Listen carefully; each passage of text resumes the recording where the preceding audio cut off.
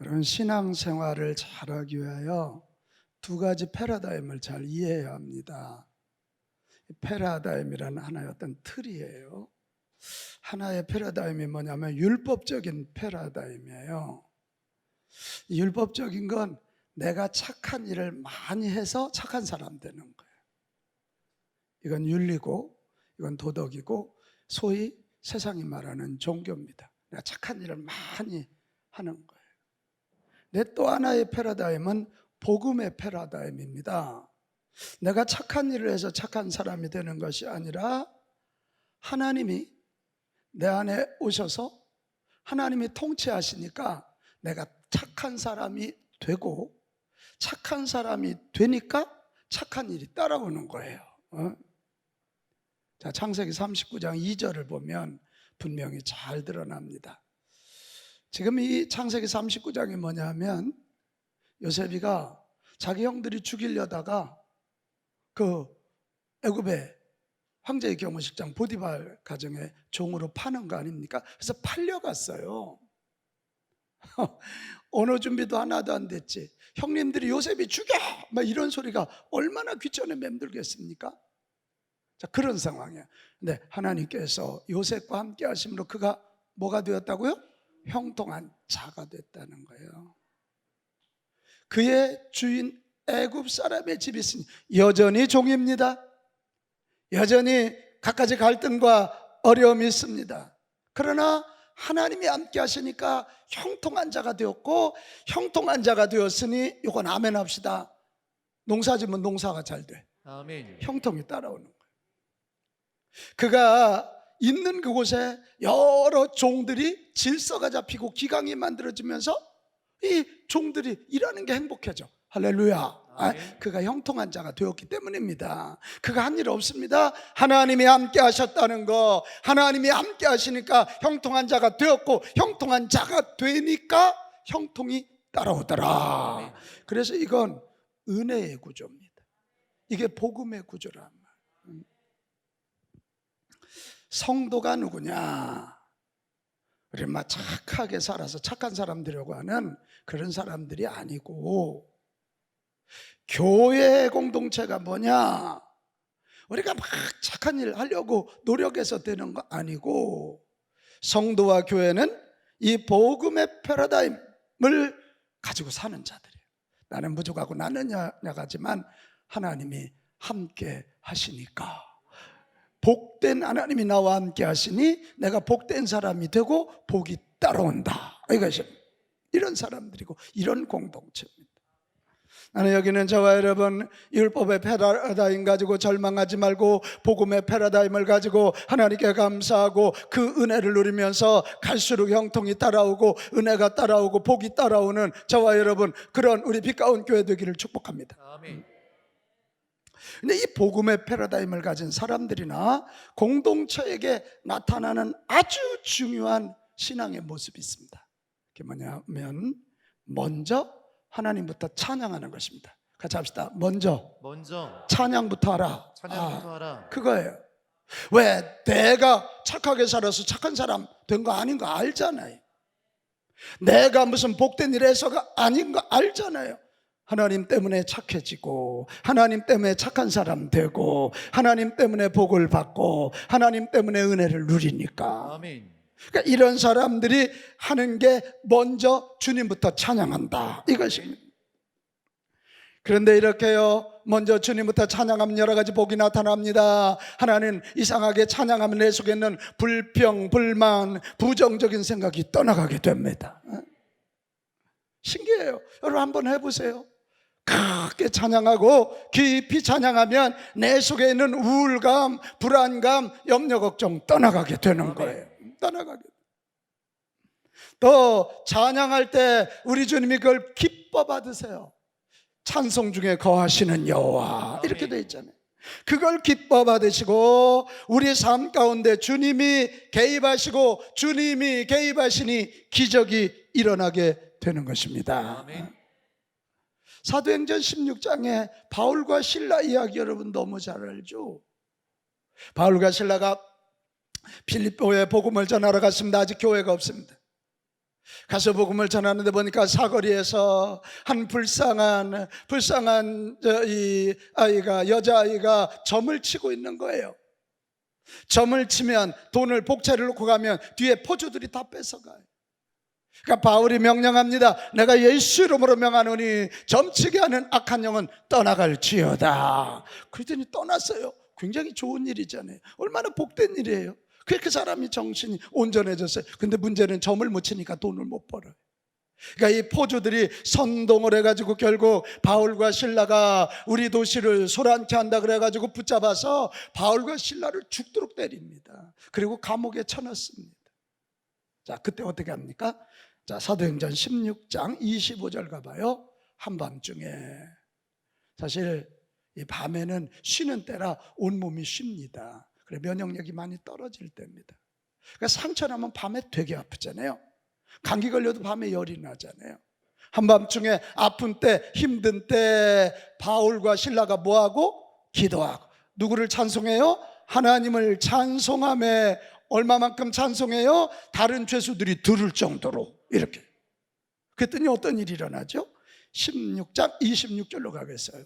이에 다른 죄수들이 들을 정도로 하나님께 기도하고 하나님께 찬송하며 갑자기 큰 지진이 나서 옥터가 움직이고 문이 곧 다 열리고 옥문이 다 열리고 매인 것이 풀어지더라. 아멘. 이렇게만 끝나지 않아요. 그 일로 인하여 바울과 실라를 때렸던 간수 가족이 다 예수 믿고 그 가정을 중심으로 빌립보 교회가 세워지더라. 이런 얘기입니다. 복음의 패러다임을 가졌기 때문에 바울과 실라는 감옥에 가서도 먼저 하나님께 찬송하고 먼저 하나님께 기도했더니 그들 속에는 아마 이런 생각 안 들었겠어요. 아니, 내가 주의를 하는데 이렇게 맨날 맞아야 돼. 내가 귀신 내쫓아줬으면 얼마나 좋은 일이야. 그런데 내가 감옥에 갇혀야 돼. 이런 부정적인 생각이 들어올 수 있었지만 그때 기도하고 찬송하니까 부정적인 생각, 악한 생각들, 염려 걱정은 떠나가고 하나님이 개입하셔서 옥터가 움직이고 매인 것이 풀어지고 옥문이 열리고 핍박자가 도리어 예수 믿고 교회를 개척하는 자들이 되었다. 이렇게 돼요. 여러분, 이것이 바로 복음의 패러다임을 가진 자들이 먼저 주님부터 찬양하는 삶인 줄로 믿습니다. 이게 복이라고요. 자, 오늘 본문에 보면 에베소서는 교회에 대해서 가르치는 말씀이라 그랬잖아요. 오늘 본문에도 보면 바울이요 교회 얘기를 하면서 이렇게 정의해요. 교회는 찬송의 공동체. 시작. 교회는 찬송의, 한 번 더, 교회는 찬송의 공동체. 이렇게 선언하고 있어요. 그리고 그가 자기가 찬송하는 모습이 어떤지를 소개해주고 무엇 때문에 이렇게 찬송하는지 찬송의 이유를 알려줍니다. 자, 오늘 3절에서 14절까지는 11구절이잖아요. 우리 성경으로는 11구절로 되어 있는데 헬라 언어로는 한 문장입니다. 그냥 막 숨가쁘게 이것만 생각하면 너무 감사해지고 숨도 쉬지 아니하고 11절을 그냥 막 팍팍팍팍팍팍 내가 뭐 이래서 내가 주님을 찬양하지 않을 수 없다고, 나는 이런 것을 찬양한다고. 그렇게 3절 시작도 뭐라고 되어 있습니까? 찬송하리로다. 그렇게 시작하고 14절 끝도 찬송하게 하려 하심이라. 이렇게 얘기하는. 지금 이 편지를 받는 에베소 교회와 성도들이 너무 힘들어하잖아요. 그들에게 이렇게 말하는 거예요. 나도 감옥, 로마 감옥에 있어서 그럼에도 불구하고 내가 찬송해. 이런 것 때문에 찬송해. 그러니 당신들도 이렇게 찬양하라. 이것이 성도의 삶이고 교회 공동체가 어려움과 도전을 이기는 방법이다. 당신들도 찬양하라. 교회는 찬양의 공동체이다. 이렇게 선포하고 있는 거예요. 자, 그러면 여러분, 우리가 이제 질문, 지금 바울이 로마 감옥에 갇혔을 때거든. 오늘 에베소서를 쓸 때는. 이때가 여러분 어떤 때인 줄 아시나요? 로마에 큰 화재가 납니다. 그러니까 민심이 흉흉하니까 무슨 소문이 들기 시작하냐면 그 네로 황제가 미쳐가지고 불질렀다고 소문이 나기 시작했어요. 그러니까 이 황제가 자기가 아니라는 것, 희생양을 찾다가 기독교인들을 찾았어요. 기독교인들이 그랬다. 그래서 그것을 사람들에게 보이기 위하여 기독교 리더들을 잡아서 감옥에 가뒀습니다. 그때 지금 이 로마 감옥에 바울이 갇혀 있을 때 얼마나 기가 막히겠어요. 얼마나 억울하겠어요. 우리가 무슨 불을 놔요. 로마를 위해서 기도하고 로마 사람들을 섬긴 것밖에 없는데. 그런데 그 중에서도 바울이 흥분하며 찬양하는 거예요. 왜일까요? 뭐 때문일까요? 자, 3절이 해답입니다. 3절 같이 읽습니다. 3절 시작. 찬송하리로다 하나님 곧 우리 주 예수 그리스도의 아버지께서 그리스도 안에서 하늘에 속한 모든 신령한 복을 우리에게 주시되. 내가 찬송하는 이유는 하늘에 속한 신령한 복 모든 것을 주셨기 때문에. 아멘. 네. 비록 내 육신은 옥에 갇혀 있어요. 나는 억울해요.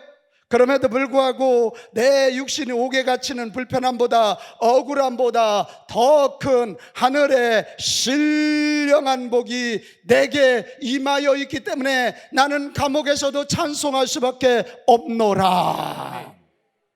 그럼 우리는 여기서 또 한 가지 질문. 도대체 하늘의 신령한 복이 뭐지? 바울을 그렇게 흥분하게 하고 감옥에서도 찬송하게 한 하늘의 신령한 복이 도대체 뭐야? 이거 우리도 묻고 그거 깨달으면 코로나 팬데믹이 아니라 그 어떤 어려움 가운데 죽음 앞에서도 우리도 바울처럼 흥분하며 찬송하고 찬송하다 세상을 이기고 찬송하다 하나님의 기적을 맛보는 복된 인생들이 될 줄로 믿습니다. 아멘. 자, 그러면 하나님이 주시는 신령한 복이 뭡니까? 세 가지인데요. 첫째는 성부 하나님이 선택하셔서 자녀가 되게 하신 복이에요. 자, 4절로 가겠어요. 4절. 자, 시작. 곧 창세전에 그리스도 안에서 우리를 택하사 우리로 사랑 안에서 그 앞에 거룩하고 흠이 없게 하시려고. 자, 창세전에 예수님 안에서 우리를 선택하셨대. 같이 합시다. 선택. 우리가 이 땅에 오기 전에 하나님이 이미 우리를 계획하시고 예정하셨다는 거예요. 왜? 5절로 갑니다. 5절. 자, 시작. 그 기쁘신 뜻대로 우리를 예정하사 예수 그리스도로 말미암아 자기 아들들이 되게 하셨으니. 우리를 선택하신 이유는 하나님의 자녀가 되게 하시려고. 아멘. 이렇게. 여러분, 종이 아니라 자녀입니다. 자녀의 복이 얼마나 큰지 우리는 알죠? 자녀는 부모가 알아서 일상의 필요를 채워줍니다. 위험한 상황으로부터 보호해줍니다. 우리 하늘 아버지는 우리의 작은 신음에도 응답하시고 우리 기도에 응답해 주십니다. 아멘. 그리고 이런 우리 예수 믿는 자들을 교회 공동체로 만들어서 형제자매 되게 하시는 거예요. 우리 옆 사람에게 인사합시다. 우리는 한 형제입니다. 우리는 한 형제입니다. 그러니 얼마나 풍성해지는 거예요. 그리고 하늘 아버지가 계시는 천국으로 결국은 우리를 인도해서 영생 복락을 누리게 되는 것입니다. 이게 하나님 자녀 되는 복이거든요. 그런데 이것을 위하여 하나님이 미리 선택해 주셨다는 거예요. 미리 예정해 주셨다는 거예요. 이 선택과 예정 앞에 바울이 지금 흥분하고 있어요. 그 이유가 뭘까요? 한마디예요. 내가 아무리 생각해도 난 하나님이 특별히 나를 선택하거나 나를 찜하실 이유가 없는 사람이야. 나는 그런 자격이 없다는 것을 알았기 때문에 나는 지옥 가야 마땅하고 매맞아야 마땅한 나를 하나님께서 선택하여 자녀로 삼아주시다니. 자, 고린도전서 1장 27절 28절을 읽으면 이 바울의 심정을 잘 이해할 수 있습니다. 아무리 봐도 나는 선택받을 자격이 없는 사람인데 왜 선택하셨을까? 저거예요. 미련한 것들을 택하사 지혜로운 자들을 부끄럽게 하시려고 나같이 미련한 걸 택하셨지. 세상에 약한 것들을 택하사 강한 것들을 부끄럽게 하시기 위하여 나같이 약한 거 불치의 병이 있는 자를 택하셨지. 세상에 천한 것과 멸시받는 것들과 없는 것들을 택하사 있는 자들을 패하시려고 나 같은 것 택하셨지. 할렐루야. 그러니까 흥분하는 거예요. 그러니까 흥분하는 거예요. 이 선택의 교리, 예정의 교리는 논쟁이 많은 교리입니다. 예정이란 말, 프로오리조라고 하는 말은 창세전에 구원할 자를 미리 선택하시는 하나님의 주권적인 역사를 가르쳐요. 근데 여러분, 이게 기계적으로 적용이 돼봐요. 아니, 유태자 장로님은 하나님이 당신 딸 삼으시려고 선택했는데, 그럼 선택받지 못한 박태자는 뭐예요? 박이 터지는 게 박태자예요? 이게? 불공평하죠? 하나님이 공평하시지 않으세요. 그러니까 기계적인 예정 이야기는 아닙니다. 오늘 바울이 말하는 예정론은 고백적 예정입니다. 아무리 생각을 하여도 이해가 되지 않는다, 나는 정말 자격이 없는데 주님이 나를 선택하시다니, 이것은 틀림없이 하나님이 내가 이 땅에 오기 전부터 나를 써주시려고, 사랑하여 주시려고 예정한 것이다. 정말 감사하다. 그 주님을 전심으로 찬양한다. 아멘. 이게 고백적 예정입니다. 이게 고백적 예정. 세상에 우리 왜 이런 말 하잖아요.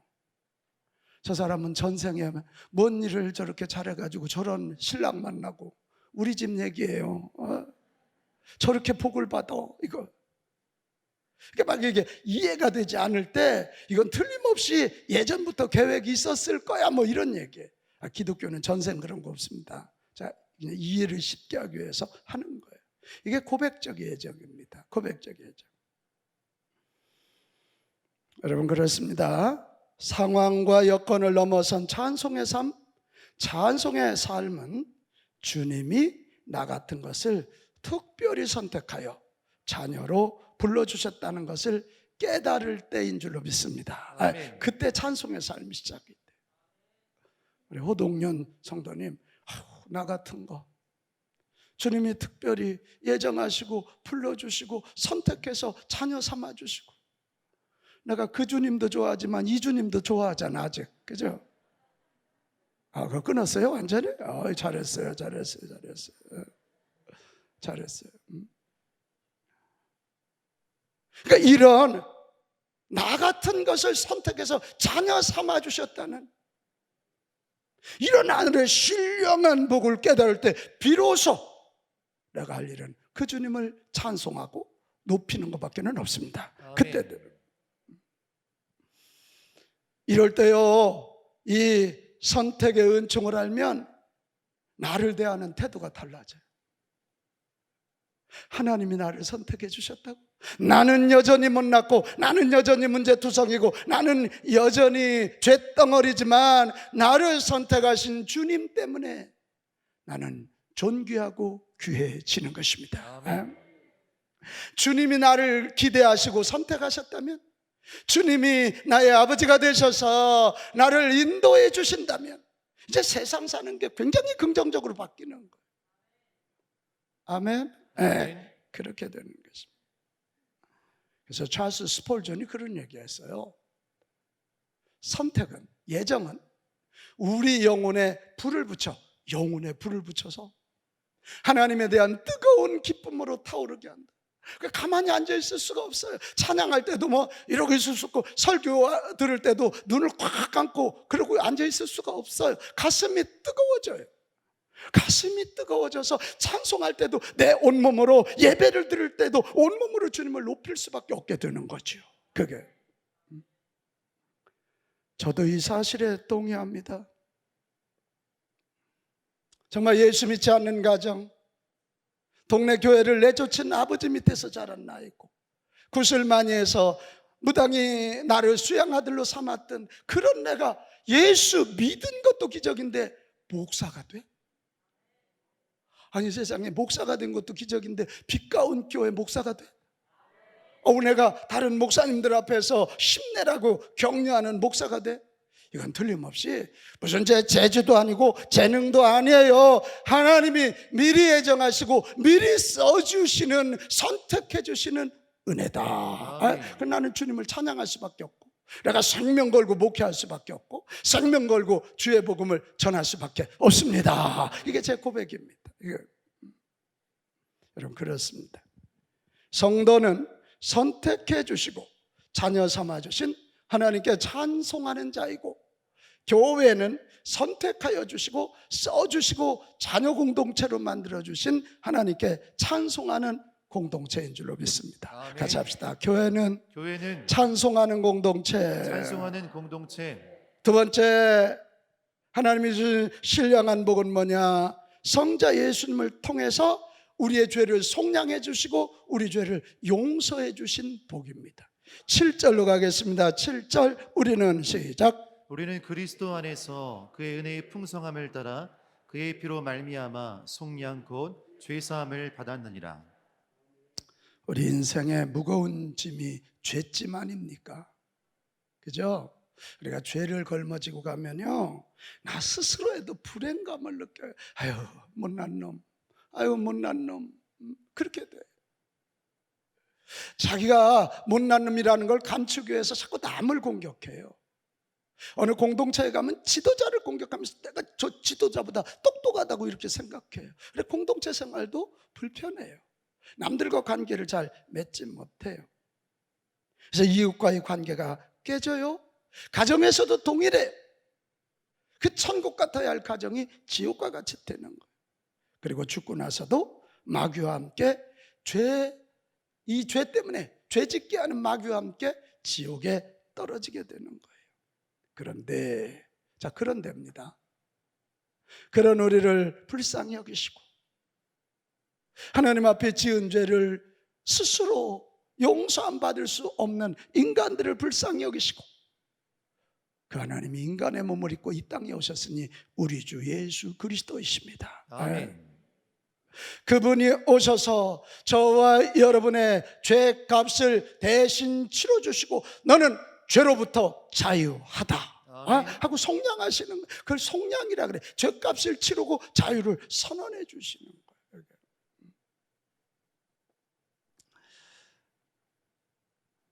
오늘 여러분 말씀 잘 들으세요. 너무 뻔한 설교라고 그렇게 하지 마세요. 오늘 사실 이것이 복음의 기초입니다. 이 기초가 든든하지 않으면 교회 와서 우리 유태자 장로님이 누가 뭐라고 한마디 했다고 시험 들어. 맨날 시험에 빠져. 그러나 이 복음의 기초가 분명하면 누가 뭐래도, 나보고 뭐 미친 사람이라 그래도 나는 이 신령한 은혜 때문에 흔들리지 않게 될 것입니다. 아멘. 인간의 몸을 입으신 하나님이 나 같은 거 위하여 내 죄 용서해 주시려고 죽어주셨다면 그거보다 더 큰 은혜가 어디 있어요? 예수님의 십자가의 속량 사역 때문에 우리는 하나님의 용서를 받고 하나님과 화해하게 돼서 이제 하나님을 아버지 이렇게 부를 수 있어요. 예수님의 이 십자가의 속량 사역 때문에 우리 모두는 하늘나라 가족이 되어 한 형제가 되었어요. 예수님의 이 십자가의 속량 사역 때문에 우리는 죽음조차도 복이 있다고 선언하고 사는 사람들인 줄로 믿습니다. 자, 요한계시록 14장 13절. 제가 장례식 갈 때마다요, 이 말씀이 그렇게 가슴을 뜨겁게, 하늘에서 음성이 들리는데 지금 이후로 주 안에서 죽는 자들은 뭐가 있도다? 복이 있다. 장례식에서 복 얘기를 어떻게? 예수님 안에서 죽은 자들은 죄 용서를 받고 하나님의 자녀 되었으니 지금 죽어도 하늘나라 아버지 하나님의 집 하늘나라에 가서 참된 안식과 상급을 누리게 된다. 그래서 복이 있다. 예수님의 십자가의 속량 사역 때문에 이런 것이 가능한 거예요. 나는 여러분, 예수님의 십자가의 속량 사역, 이 속량 사역을 통해서 주시는 신령한 복을 우리 모두가 누릴 수 있기를 바랍니다. 아멘. 근데 이 예수님의 십자가의 속량 사역, 이 신령한 복을 누가 누리고 누가 누리지 못하느냐? 에이, 무슨 내가 죄인이요, 이런 사람은 이게 신령한 복인 줄 모릅니다. 내가 뭔 죄를 졌다고 교회 오면 저렇게 죄인 그래.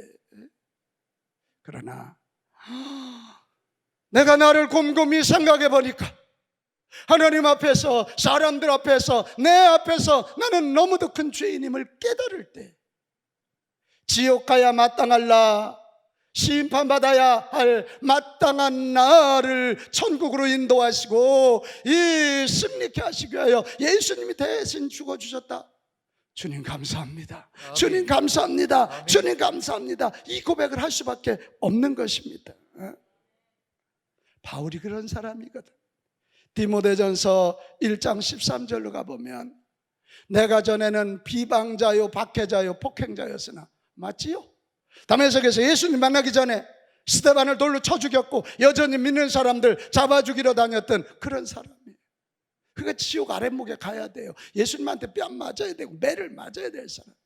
15절 죄인 중에 내가 우두머리라는 거예요. 그런 나를 위하여 예수님이 십자가에서 피 흘려 주시고 그걸 믿었더니 죄 용서해 주시고 하나님 자녀 될 뿐만 아니라 이방 선교사로 써주셨습니다. 그러니 이가 어떻게 감사를 안 하고 어떻게 찬송을 아니할 수가 있겠습니까? 우리가 사순절을 지금 보내고 있어요. 이때는 뭐 할 때냐? 이때는 예수님의 십자가를 깊이 묵상할 때입니다. 아멘. 그리고 또 한편으로 나의 죄를 깊이 직시해 볼 때, 십자가 앞에서 내 자신을 직시해 보는 거예요. 그럴 때 우리는 십자가가 얼마나 신령한 복인지 우리는 알게 될 거고 주님을 찬양하게 될 줄로 믿습니다. 아멘. 요즘 코로나 블루로 정말 많은 이들이 공황장애를 앓고 두려워하고 있습니다. 나는 그래서 금년 사순절에 우리 교회 교우들은 그랬으면 좋겠어요. 하루에 예수님 십자가에서 흘린 피, 보배로운 피라 그래서 보혈이라고 그러잖아요. 보혈 찬송 하루에 10곡씩 30분씩만 했으면 좋겠어요. 주의 보혈 능력이 있도다 주의 피 믿어. 이 주의 보혈 찬송 힘껏 작게 하지 말고요, 크게 내 귀에 들리게. 아멘. 아멘. 옛날에 우리 교회 다녀가셨던 이창호 목사님이라고, 이분은 청년 사역에서 청년이 많이 모입니다. 그분이 그 간증하셨던 거 기억해. 자기 교회에서 힘껏 찬양하고 통성 기도를 시작했더니 우울증이 났더라. 처음에는 속에 있는 악한 영들, 우울한 것들이 막 나오면서 예배가 혼란스러워지더래요.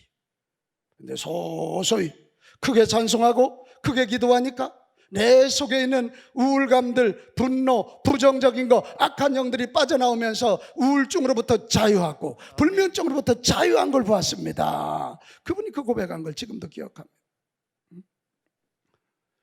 괜히 앉아가지고 누가 어쩌니 저쩌니 하지 말고 우리 당장 오늘부터 너무 스마트폰 보고 막 그거 안 봐도 세상 안 바뀌어. 여러분이 그거 안 보면 세상 안 망해. 대신 요즘 뭐 스마트폰에 많이 있지 않습니까? 찬송가 260장 이쪽 저쪽에 다 보혈장 딱 눌러놓고 가사 보고 따라서 크게 한순 장장님 하루에 몇 곡? 몇 분? 30분 한번 보혈 찬송 힘껏 한번 해볼 때 우리 마음에 어떤 변화가 일어나는지 체험하고 한번 경험해 봅시다. 그리고 간증해 봅시다. 그렇습니다, 여러분. 교회는 예수 그리스도의 십자가의 속량의 은총을 찬양하는 공동체입니다. 마지막 세 번째, 신령한 은혜 세 번째는 뭐냐? 성령 하나님이 보증하여 주시는 복입니다. 자, 13절, 14절 읽겠습니다.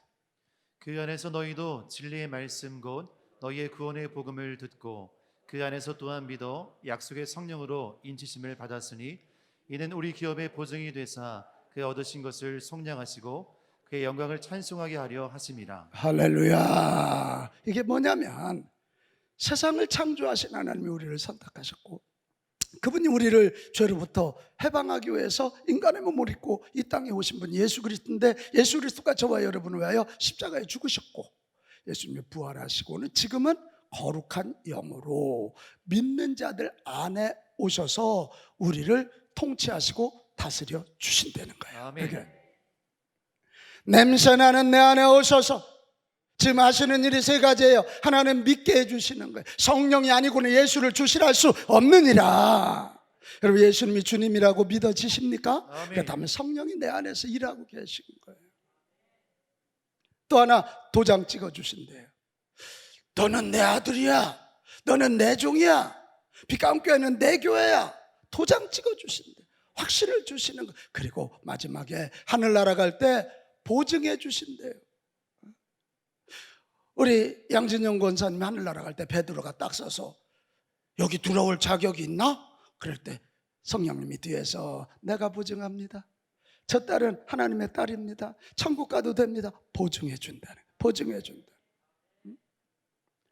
지금은 성령님이 내 안에서 일하실 때예요. 그래야 믿어지고 확신을 갖게 되고 천국 소망을 갖게 됩니다. 아멘. 이게 신령한 복이에요. 이게 신령한 복이에요. 여러분, 이 놀라운 복을 깨달으면요, 어디에서든지 언제든지 어떤 상황에서든지 감사하고 찬양할 수 있어요. 아멘. 다시 성령님이 내주하셔서 나를 다스리시고 내게 확신 주시고 소망 주신다는 사실을 믿으면, 이 복을 누리면 어디서든지 언제든지 어떤 상황이든지 감사하며 찬송하게 됩니다. 아멘. 인도의 개척 선교사였던 스코트 목사님이 계셨어요. 이분이 어느 날 복음이 하나도 전해지지 않은 미개척지에 전도를 하러 막 가고 있는데 갑자기 한 무리가 나타나서 그를 무릎 꿇히고 그의 가슴에다 창을 겨눕니다. 아, 내가 여기까지인가 보다, 그렇게 생각하고 스코트 목사님이 자기 등에 메고 있는 바이올린을 꺼냈습니다. 그리고 이 바이올린을 켜기 시작하면서 원주민들의 언어로 찬송을 시작했어요. 주 예수 이름 높이여 다 찬양하여라. 금멸유관을 들여서 만유의 주 찬양. 금멸유관을 들여서 만유의 주 찬양. 눈을 감고요, 자가 바이올린을 키면서요 4절까지 찬송을 했어요. 지금 자기 가슴으로 이게 창이 들어와야 되는데 4절이 끝날 때까지 안 들어와요. 그래, 바이올린을 내려놓고 이렇게 쳐다봤더니 세상에 그 사람들이 창을 다 밑으로 내리고 눈물을 흘리고 있는 거예요. 그러면서 한마디, 당신이 누군지 모르지만 당신이 부르는 이 노래가 우리의 가슴을 헤집었습니다. 도대체 당신이 말하는 주님이 누굽니까? 얘기 끝났어요. 그래서 그들에게 예수 복음을 전했고 그 마을이 복음화되었다고 하는. 여러분, 이 찬송에 대한 간증은 엄청납니다. 이 스코트 목사님이 자기 가슴에 창이 겨누어져 있지만 성령님이 내 안에 계시고 설령 내가 죽더라도 천국 간다는 이 확신, 성령의 내주하심 때문에 주어지는 이 확신 때문에 그는 찬송을 불렀고 찬송을 통해서 하나님이 일하시니 그들의 마음이 움직여진 것이고 아멘. 복음의 문이 열리게 된 것입니다. 아멘. 오늘도 성령님이 내 안에 계신다는 사실을 믿읍시다. 아멘. 코로나 중에도 내 안에 계신다는 사실을 믿읍시다. 아멘.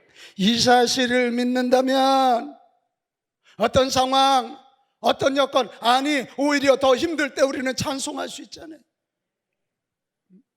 왜 하필이면 내가 오미크론에 걸려 불평하지 말고 그때가 다른 데 나가지도 못하잖아. 집에서 찬송가 피고 힘껏 주님을 찬송할 때 성령님이 내 안에서 기뻐 뛰노시면서 찬송의 샘물이 터져나오게 될 줄 믿습니다. 그때 찬송의 샘물이 터져나오면서 거기서 춤을 추며 찬양하고 거기서 목소리 높여 찬양할 때 하늘 문이 열릴 것이고 오미크론도 떠나갈 것이고 영과 육가운이 강건해질 줄로 믿습니다. 아멘.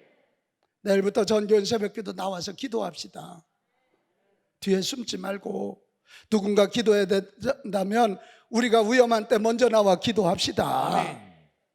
어느 교회인가 기도해야 된다면 우리 빛가운 교회가 저 우크라이나를 위하여 울진 삼척을 위하여 기도합시다. 아멘. 기도하자. 사랑하는 여러분, 우리가 찬송하며 살 이유를 아셨습니까? 정말 놀라운 신령한 복 아닙니까? 자, 그런데 더 놀라운 것은 이 복의 크기뿐만 아니라 이 놀라운 복을 받기 위하여 저와 여러분이 한 것이 아무것도 없다는 거예요. Nothing. 유태자 장로님, 예수님 오실 때 뭐 한 일 있어요? 계시지도 않았잖아요, 그죠? 예? 아무것도 한 일이 없어요. 오직 예수님 안에서 예수님을 통하여 예수 믿었다는 것 하나 때문에 예수님 안에서 이 신령한 복이 주어진 것입니다. 아멘. 그래서 이 3절에서 14절 11절에요 반복해서 나오는 말이 있어요. 그리스도 안에서, 예수 안에서, 그 안에서 그리스도와 함께 같이 합시다. 예수 안에서. 예수 안에서. 아이 크게 해봐요. 예수 안에서. 예수 안에서. 할렐루야. 아이, 그거예요. 예수 안에 있으면 누구나 다 공평해. 여기는 목사니까만 이만큼 주고 우리 뭐 서강본 장로님에게 요만큼 주고가 아니에요. 목사든 장로든 여기 뭐 교회 나온 지 처음이든 모두에게 공평하게 이 신령한 은혜를 주십니다. 아멘. 그러니 우리 누구든지 다 찬송해야 돼. 우리가 할 일은 이 은혜와 복을 믿고 오직 감사와 찬송만 하면 됩니다. 이사야서 43장 21절 이 백성은 내가 나를 위하여 지었나니 나를 뭐하게 하려 함이라? 찬송하게 하려 함이라. 이게 뭐 하나님이 굉장히 이기적인 것 같지만 이렇게 찬송해야 내 영혼이 살아요. 이렇게 찬송해야 하나님이 찬송 중에 임하시고 찬송 중에 임하셔야 내 삶에 기적이 일어나기 때문에 그렇습니다. 우리 전심으로 찬송하고 온 시간을 들여 찬송합시다. 예배 시간에도 늦게 오지 마. 일찍 오세요. 앞에 우리 다 찬양이잖아. 찬양의 제사. 아멘. 이렇게 설교 시간쯤 와가지고 또 오셔갖고 또 주무셔요. 이게 아니 그때 와가지고 자면 어떡하라는 거예요 지금. 일찍 와서 온몸으로. 여러분 이걸 깨달으면요 우리가 앉아서 어떻게 찬양하겠어. 서서 춤을 추며 찬양하고 내 전심을 다해서 찬양하고 목소리가 쉴 정도로 찬송하고. 참으로 어려운 시절을 보내고 있습니다. 찬송으로 승리해야 할 때인 줄로 믿습니다. 아멘. 이런 찬송 얘기하면 이 목사님 저는 찬송할 감정이 안 생겨요.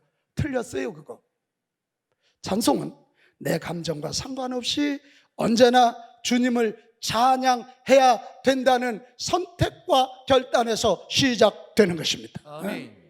그래서 그렇게 찬송하다 보면 찬송할 힘이 생기고 감정도 생기는 거예요. 이것은 내가 바라던 바는 아니지만 그래도 하나님은 나에게 좋으신 하나님이다 라고 믿으면 고난 중에 어려운 중에 도리어 찬송하지 않겠나 바랍니다. 저와 여러분 찬송의 사람들이 되기를 바라고 아멘. 우리 빛가운 교회 공동체는 찬송의 공동체 되게 합시다. 아멘. 찬송 소리가 팍 올라가는 거예요. 찬송 소리가. 오늘 이것을 꼭 기억하면서 이번 한 주 찬송으로 승리하는 저와 여러분 모두가 되시기를 주님의 이름으로 축복합니다. 아멘.